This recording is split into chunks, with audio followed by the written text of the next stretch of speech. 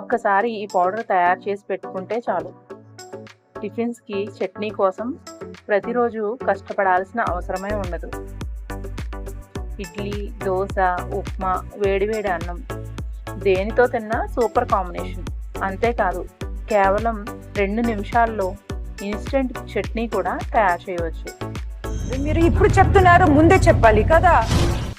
ఇలాంటి మరిన్ని ఇన్ఫర్మేటివ్ వీడియోల కోసం ఈ ఛానల్ను సబ్స్క్రైబ్ చేయండి. సబ్స్క్రైబ్ బటన్ పక్కన ఉన్న బెల్ ఐకాన్ క్లిక్ చేయడం వల్ల నా వీడియోలు నోటిఫికేషన్ రూపంలో మీకు వస్తాయి. ఈ పౌడర్ ఎలా తయారు చేయాలో చూద్దాం. ఈ పౌడర్ తయారీకి కావలసిన పదార్థాలు: వేరుశనగపప్పు, వేపుడు శనగపప్పు, వెల్లుల్లి రెబ్బలు, ఎండుమిర్చి, ఉప్పు.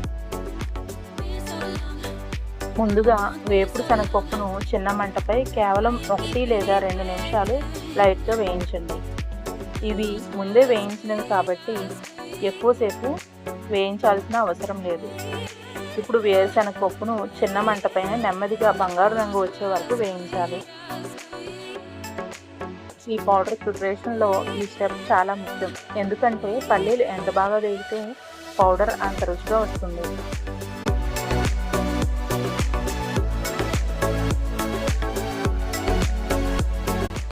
ఆ తర్వాత 4 నుంచి 5 ఎండుమిర్చిని క్రిస్పీగా అయ్యే వరకు వేయించండి. ఎండుమిర్చి అనేది మీకు కారాన్ని బట్టి తీసుకోండి. వీటన్నిటిని ఒక పళ్ళెంలో వేసి బాగా చల్లారనివ్వండి.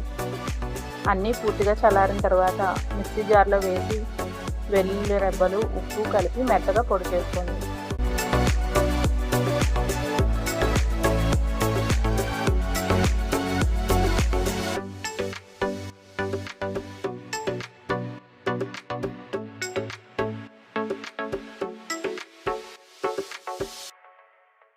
ముందు కొన్ని ఎండుమిర్చి వేసి మిక్సీ పట్టిన తర్వాత కారం సరిపోయిందా లేదా చూసి, కారం తక్కువైతే కనుక మరలా మిగిలిన ఎండుమిర్చి వేయండి. ఈ పొడిని తడిలేని గాజు సీసాలో నిల్వ చేస్తే బయట ఉంచిన 1 నుండి 2 నెలల వరకు బాగానే ఉంటుంది. ఫ్రిడ్జ్లో ఉంచితే 4 నుండి 5 నెలల వరకు కూడా రుచి మారకుండా వాడుకోవచ్చు.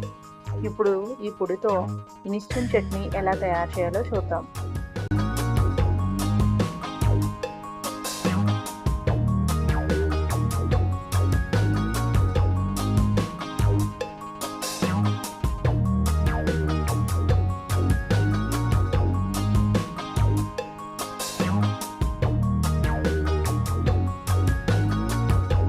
ఒక బౌల్లో 4 స్పూన్ల పల్లీ పౌడర్ తీసుకొని అవసరమైనంత నీళ్లు పోసి ఉండలు లేకుండా బాగా కలపండి.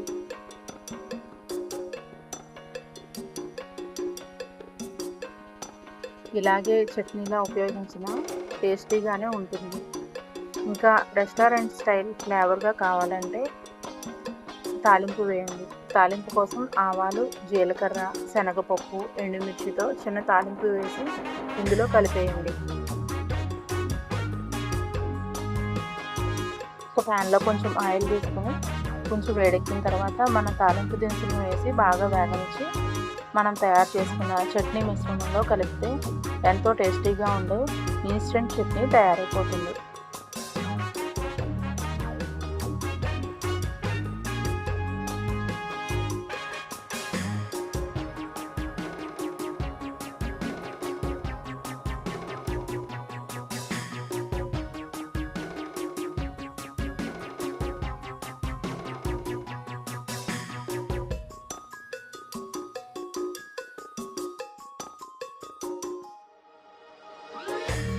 ఈ పౌడర్ కేవలం చట్నీకే కాదు, వేడివేడి అన్నంలో 1 స్పూన్ నెయ్యి వేసి ఈ పౌడర్ కలిపి తింటే ఇంకో కూర అవసరం ఉండదు.